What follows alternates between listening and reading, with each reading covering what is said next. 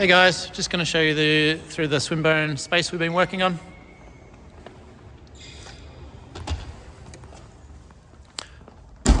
It's a 100 square meter lead wall with a 1.5 millimeter pixel pitch and high-end COB panels and stereoscopic as well. So it's about 20,000 pixels wide by 2,000 high, but it renders at double that because of the top-bottom stereo. And most of the content is kind of real-time from a cluster for astrophysics visualization, but been using ICE to do a lot of the more general use cases and make it a very flexible space. So I'll show you some examples of how it's been running. One of the things they use is things like their pips. You can see here 4 laptops can be plugged in, or other sources like cameras and things like that.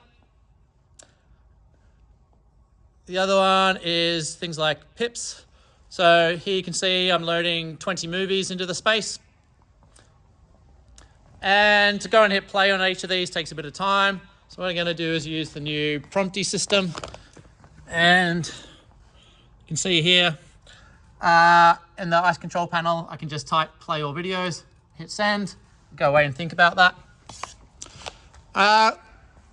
Yeah, it's something where I would have had to go and click on 20 videos otherwise, but now I can just ask it to go and do it all at once. And hopefully that's soon to be voice controlled as well. And now you can see all those videos playing. And so, yeah, 20 videos all playing reliably in the space. One of the other things that they love about the Igloo core engine for this format is the ability to do really large format web browsers. So I'm going to go and load, where is it? This one. And what we're going to be loading is a 16,000 pixel wide web browser. And so as you can see here, we have the whole of Mars. It's a big GIS map. And what we can do is run this web browser over the whole screen. And I can go and click on a bit of data. And we're going to zoom then into Mars and see where the Perseverance rover has been located. And so, yeah, this is all just streaming straight from the web. Also able to do things like, yeah, again, YouTube at 8K looks great on the screen. We're able to run things like real-time content still. So you're seeing our ArcViz demo here.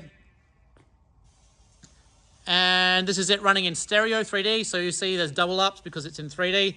But you can see, yeah, it's running at 16,000 pixels wide for a Unity scene with a left-right camera and still running fine. So yeah, not every game engine is going to run in this space, but a few of the higher-end ones we've tested have still run fine on this server. The audio system is a 7.1 surround system. But then there's speakers all around the edge, and as we pan those laptops around, the audio follows our pips around, so the audio comes from when the laptop is. Everything is controlled by a QSys touch panel here, and you can control all the pips, the LED wall, all the audio, cameras, and all this sort of stuff is controllable.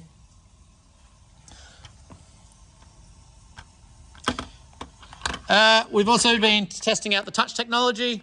So if I go and launch our fluid sim here, you can see it loads normally. And if I grab the touch pen here, you can see we're able to use the pen to draw on the screen, or we could actually go and annotate on the screen as well. Just using this pen.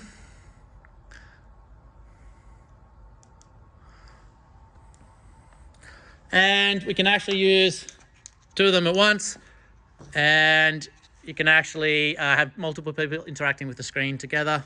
See if I can do that with one hand. You can see now we've got 2 interactions at the same time.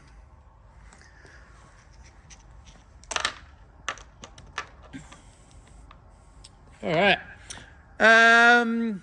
Yeah, so that's ICE running in the system as a whole. We take a walk out back.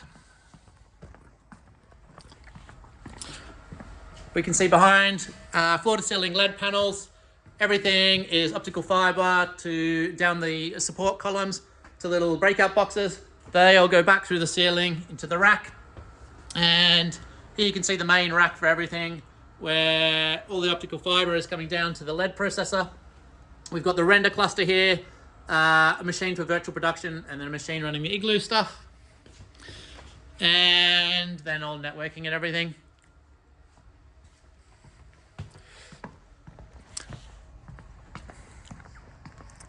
So yeah, that's the space, and yeah, I'll do a more deep dive soon.